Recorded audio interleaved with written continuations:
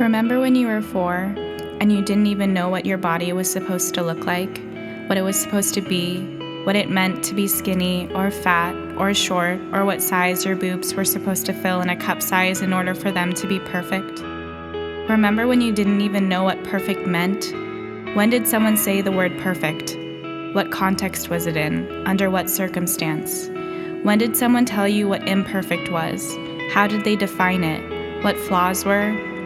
When did you first notice something wrong with your body, with your skin, with yourself? Why did you think this? Society, a friend, a magazine, a movie, a parent, your own mind? It's not our bodies that betray us, it's our minds. We hate on our bodies that we own, that we carry, that we are in for our entire lives. We pick apart the body our mother grew for 9 months. We tear apart the body our father kissed our cheeks and rubbed our bellies, and we didn't bother about if there was extra lumps for our liking. We try to change the body our sister looked up to, not for what our skin covered, but for the way we carried ourselves. When did you start caring about a scale and stop caring about yourself? When was the first time you stuck your finger down your throat? How did you find out about throwing up the food you once relished? When did the instinct to this become bigger than the instinct to love yourself more? What started this trigger? When did an inanimate object become a bully? When did the feeling of starving yourself become more important than the feeling of being fed, nourished, and full? When did full become a bad thing? When did curves become negative? When did bones out of hips and spaces between thighs become beautiful? When did we start striving for what we saw in others? When did comparing yourself become more powerful than the comfort of your home? Your body is your home. When did you start treating your home like it was messy, like you needed to clean until it was spotless, until there was nothing left inside, nothing left for you to love? When did empty become a goal, and when did that goal to lose what gives you life become thrilling? As the upheaval came, so did satisfaction. When did the toilet become your new habit of choice?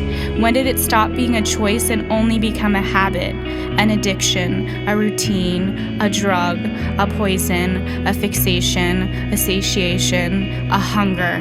When did hunger become usual?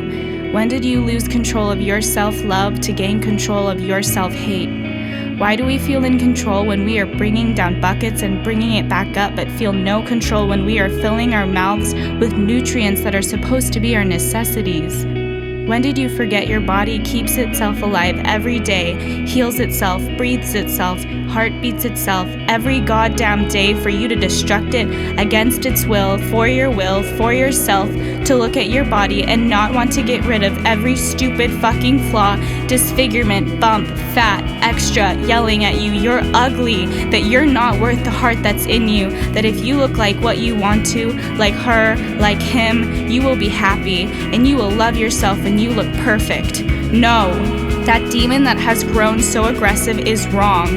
That demon who has taken over the acceptance of yourself will never give anything back to you, will never be satisfied, will never be happy. He will take and take and take and scream at you to shove it down and throw it up, to count the calories and teach you numbers are the most important things to know.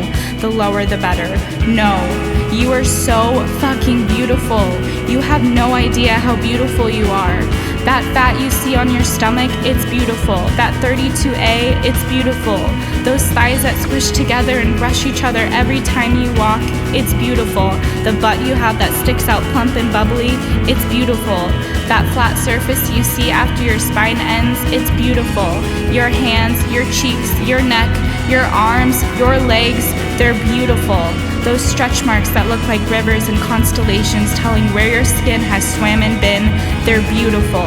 Those scars, those marks, those blemishes that show you're human, they're beautiful. Your worth is not defined by numbers. Your worth is not defined by inches. Your worth is not defined by smoothness. Your worth is not defined by flatness. Your worth is not defined by measurements. Your worth is not defined by what you see in the mirror, by what you look at. Your worth is not your body. Your body is your worth. For you, for your being, for your own self, for your worth is infinite, not confined to the space of your body. It is your home. It is beautiful and unique and powerful and extraordinary. Love your body like you are 4. Love your body like the first time a mother carries her baby. Love your body like you love another. Your body loves you so much. Please, love it back.